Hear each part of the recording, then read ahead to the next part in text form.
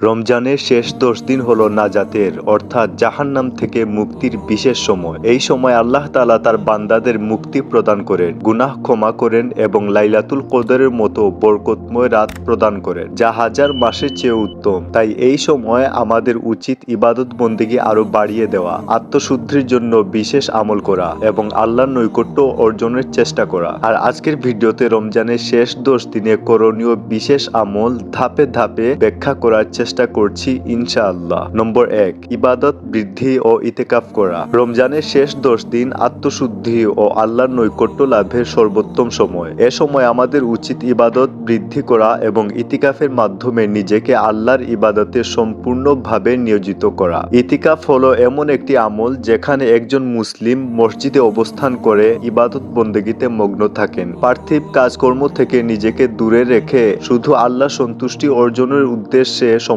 কাটান। ইতিকাফের রয়েছে অসংখ্য ফজিলত। রাসূলুল্লাহ সাল্লাল্লাহু আলাইহি ওয়াসাল্লাম প্রতি বছর রমজানের শেষ ১০ দিন ইতিকাফ করতেন এবং সাহাবাদেরও উৎসাহিত করতেন। ইতিকাফ পালনের মাধ্যমে আমরা দুনিয়ার ঝামেলা থেকে মুক্ত থেকে আল্লাহর ইবাদতে নিমগ্ন হতে পারি। ইতিকাফের সময় অধিক পরিমাণে নামাজ, কুরআন তিলাওয়াত, জিকির ও দোয়া করা উচিত। বিশেষত শেষ দশকের রাতগুলোতে আমাদের উচিত গভীর ইবাদত করা, কারণ এই সময়ে লাইলাতুল কদর পাওয়ার সম্ভাবনা থাকে। নম্বর ২, লাইলাতুল কদর অনুসন্ধান ও ইবাদত করা। রমজানের শেষ ১০ দিনের অন্যতম গুরুত্বপূর্ণ অংশ হলো লাইলাতুল কদর অনুসন্ধান করা। আল্লাহ তাআলা কুরআনে লাইলাতুল কদরকে হাজার মাসের চেয়ে উত্তম বলে উল্লেখ করেছেন, অর্থাৎ এই এক রাতের ইবাদতের সওয়াব প্রায় ৮৩ বছরের ইবাদতের সমান। এটি এমন একটি বরকতময় রাত যখন ফেরেশতারা পৃথিবীতে অবতরণ করেন এবং রহমত, মাগফিরাত ও নাজাতের দরজা উন্মুক্ত থাকে। লাইলাতুল কদর চেনার কিছু লক্ষণের কথা কুরআন ও হাদিসে ব্যাখ্যা করা হয়েছে। রাসূলুল্লাহ সাল্লাল্লাহু আলাইহি ওয়াসাল্লাম বলেছেন, তোমরা রমজানের শেষ ১০ দিনের বেজুর রাতগুলোতে লাইলাতুল কদর অনুসন্ধান করো, অর্থাৎ ২১, ২৩, ২৫, ২৭ ও ২৯তম রাতগুলোতে এই রাত পাওয়ার সম্ভাবনা সবচেয়ে বেশি থাকে। তাই আমাদের উচিত এই রাতগুলোতে জাগ্রত থেকে ইবাদত করা, বেশি বেশি নামাজ, কুরআন তিলাওয়াত, জিকির ও দোয়া করা। রাসূলুল্লাহ সাল্লাল্লাহু আলাইহি ওয়াসাল্লাম এই রাতের জন্য একটি বিশেষ দোয়া শিখিয়ে দিয়েছেন।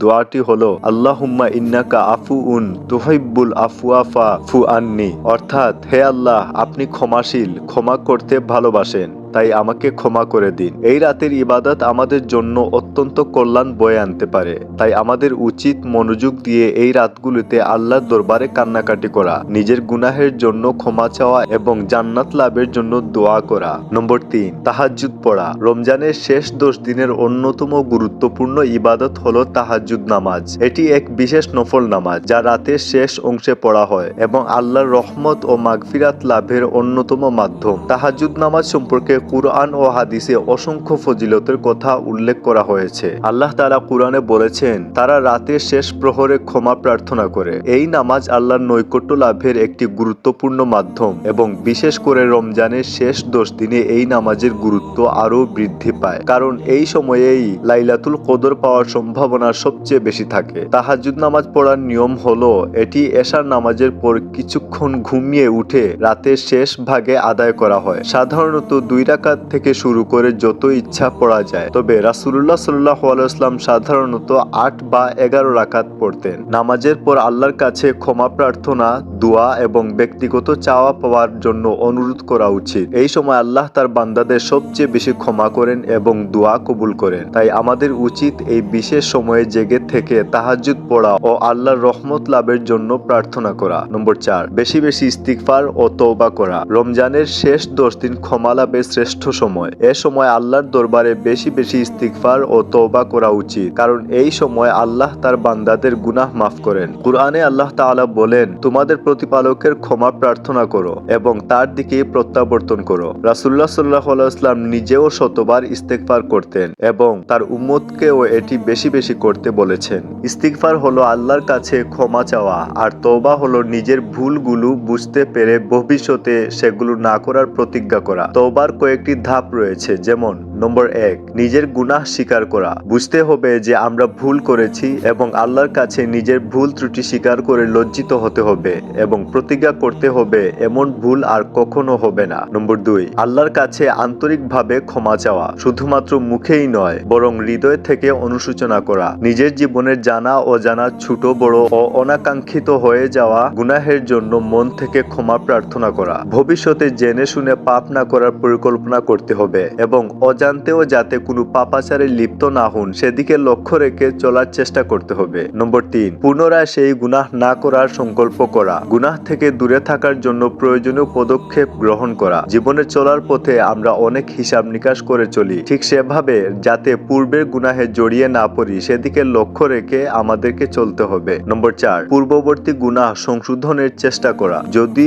কারো হক নষ্ট করা হয় তাহলে তা ফিরিয়ে দেওয়া বা সংশোধন করা। মনে রাখবেন, কারো হক নষ্ট করে থাকলে আপনার ইবাদত ততক্ষণ ঝুলন্ত অবস্থায় থাকবে যতক্ষণ না আপনার কাছে থাকা অন্যের হক কাঙ্ক্ষিত ব্যক্তিকে ফেরত না দিচ্ছেন। সুতরাং রমজানের এই বরকতময় দিনগুলোতে আমাদের উচিত বেশি বেশি ইস্তিগফার করা, বিশেষ করে রাতের শেষ ভাগে আল্লাহর কাছে কাঁদতে কাঁদতে ক্ষমা চাওয়া, কারণ এই সময় আল্লাহ তার বান্দাদের সবচেয়ে বেশি ক্ষমা করেন। নম্বর 5, কুরআন তিলাওয়াত বৃদ্ধি করা। রমজান হলো কুরআন নাজিলের মাস, তাই এই মাসে কুরআন তিলাওয়াতের প্রতি বিশেষ গুরুত্ব দেওয়া উচিত। আল্লাহ তাআলা বলেন, রমজান মাস যে মাসে কুরআন অবতীর্ণ করা হয়েছে, যা মানুষের জন্য পথ নির্দেশ। রাসূলুল্লাহ সাল্লাল্লাহু আলাইহি ওয়াসাল্লাম এই মাসে জিবরাইল আলাইহিস সালামের সঙ্গে পুরো কুরআন তিলাওয়াত করতেন এবং সাহাবারা রমজানে প্রচুর কুরআন পড়ার অভ্যাস করতেন। কুরআন পড়ার পাশাপাশি তার অর্থ বোঝার চেষ্টা করাও উচিত। অনেক সময় আমরা শুধু তিলাওয়াত করি কিন্তু তার মর্মার্থ জানি না, অথচ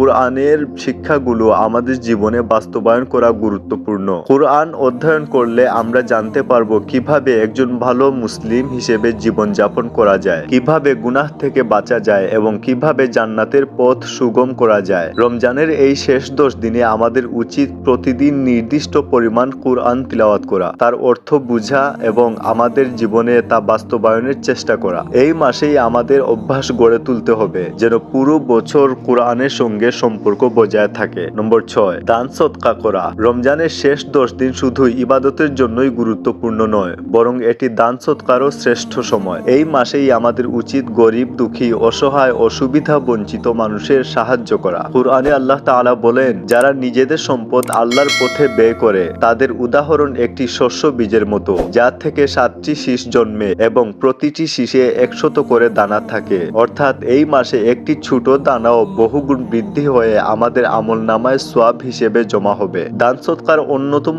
গুরুত্বপূর্ণ দিক হলো গরিব ও অসহায় মানুষদের সহায়তা করা। যাদের খাদ্য বা পোশাকের অভাব রয়েছে তাদের পাশে দাঁড়ানো রমজানের অন্যতম ফজিলতপূর্ণ কাজ। অনেক মানুষ সারা বছর অর্থ কষ্টে ভুগে, তাই রমজান তাদের জন্য একটি আশার আলো নিয়ে আসে যখন দানশীল ব্যক্তিরা সাহায্যের হাত বাড়িয়ে দেন। এছাড়া মসজিদ মাদ্রাসায় দান করা একটি বড় সওয়াবের কাজ। মাদ্রাসাগুলোতে যারা দিন শিক্ষা গ্রহণ করছে তাদের সহযোগিতা করা আমাদের নৈতিক দায়িত্ব। এতিম ও বিধবাদের সাহায্য করা ও দান সদকার অন্যতম গুরুত্বপূর্ণ অংশ। রাসূলুল্লাহ সাল্লাল্লাহু আলাইহি ওয়াসাল্লাম বলেছেন, আমি এবং এতিমের তত্ত্বাবধায়ক জান্নাতে এমন ভাবে থাকবে। একথা বলে তিনি তার 2টি আঙ্গুল একসঙ্গে মিলিয়ে দেখালেন। অর্থাৎ যারা এতিম ও বিধবাদের সাহায্য করে তারা জান্নাতে প্রিয় নবী সাল্লাল্লাহু আলাইহি ওয়াসাল্লামের এত কাছে থাকবে যে 2টি আঙ্গুলের ফাঁকের দূরত্ব যতটুকু ঠিক ততটুকু কাছে থাকবে। তাই আমাদের উচিত এই শেষ 10 দিনে আমাদের সামর্থ্য অনুযায়ী দান করা, যাতে আমরা আল্লাহর রহমত ও মাগফিরাত লাভ করতে পারি এবং দানশীলদের কাতারে স্থান পাই। নম্বর 7, শেষ জুমার গুরুত্ব। রমজানের শেষ শুক্রবার বা জুমাতুল বিদা অত্যন্ত গুরুত্বপূর্ণ একটি দিন। এটি বছরের শেষ জুমার দিন হওয়ায় অনেক মুসলিম এই দিনটিকে বিশেষ গুরুত্বের সঙ্গে পালন করে থাকেন। যদিও ইসলামে এটি কোনো নির্দিষ্টভাবে নির্দেশিত ইবাদতের দিন নয়, তবে এটি আত্মশুদ্ধি ও আল্লাহর কাছে ক্ষমা প্রার্থনার একটি সুবর্ণ সুযোগ। জুমার দিন বিশেষভাবে বরকতময়, আর রমজানের শেষ জুমা তো আরো অনেক বেশি ফজিলতপূর্ণ। এই দিনে আমাদের উচিত আগে ভাগে মসজিদে যাওয়া, গুনাহ থেকে মুক্তির জন্য আল্লাহর কাছে দোয়া করা এবং বেশি বেশি ইবাদত করা। রাসূলুল্লাহ সাল্লাল্লাহু আলাইহি ওয়াসাল্লাম বলেছেন, জুমার দিনে এমন একটি মুহূর্ত আছে যখন কোনো বান্দা আল্লাহর কাছে কিছু চাইলে তা কবুল করা হয়। তাই আমাদের উচিত এই দিনটিকে যথাযথভাবে কাজে লাগানো। এই দিনে দান সৎকার গুরুত্ব অনেক বেশি। অনেক সাহাবী শেষ জুমার দিনে বেশি বেশি দান করতেন এবং গরিবদের খাবার বিতরণ করতেন। আমাদেরও উচিত এই বিশেষ দিনে আল্লাহর সন্তুষ্টির জন্য এবং অন্যদের সহযোগিতা করা। নম্বর 8, পরিবারের জন্য দোয়া করা। রমজানের শেষ 10 দিনে শুধু নিজের জন্য নয়, বরং পরিবারের সকল সদস্যের জন্য দোয়া করা উচিত। ইসলাম আমাদের শেখায় যে আমরা শুধু নিজেদের জন্য চিন্তা করব না, বরং আমাদের পরিবার, আত্মীয়স্বজন এবং পুরো মুসলিম উম্মার জন্য দোয়া করব। পিতামাতার জন্য দোয়া করা সন্তানের অন্যতম প্রধান দায়িত্ব। কুরআনে আল্লাহ তাআলা বলেছেন, তোমার প্রতিপালক আদেশ করেছেন যে তোমরা তাকে ছাড়া অন্য কারো ইবাদত করবে না এবং পিতামাতার প্রতি সদয় ব্যবহার করবে। আমাদের উচিত আল্লাহর কাছে প্রার্থনা করা যেন তিনি আমাদের পিতামাতাকে ক্ষমা করেন, তাদের ভালো স্বাস্থ্য দান করেন এবং দুনিয়া ও আখিরাতে কল্যাণ দান করেন। এছাড়া আমাদের আত্মীয় স্বজনের জন্য দোয়া করা উচিত। অনেক সময় আত্মীয়দের মধ্যে ভুল বুঝাবুঝি হয়, মন মালিন্য সৃষ্টি হয়। রমজান হলো সে সম্পর্কগুলো পুনরুদ্ধারের সময়। আল্লাহ আমাদের ক্ষমাশীল হতে বলেছেন, তাই আমাদের উচিত নিজেদের মনকে পরিশুদ্ধ করে সকলের জন্য মঙ্গল কামনা করা। সবশেষে পুরো মুসলিম উম্মার জন্য দোয়া করা খুবই গুরুত্বপূর্ণ।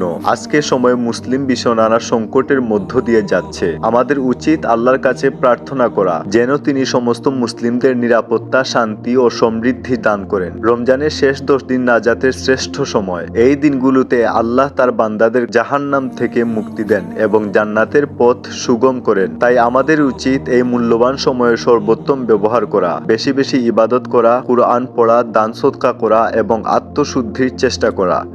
এই 10 দিনে আমরা যদি মন থেকে আল্লাহর দিকে ফিরে যাই, তাহলে তিনি আমাদের গুনাহ মাফ করবেন এবং আমাদের জীবনে বরকত দান করবেন। তাই আসুন আমরা এই 10 দিনকে যথাযথভাবে কাজে লাগাই এবং আল্লাহর নৈকট্য লাভের সর্বোচ্চ চেষ্টা করি।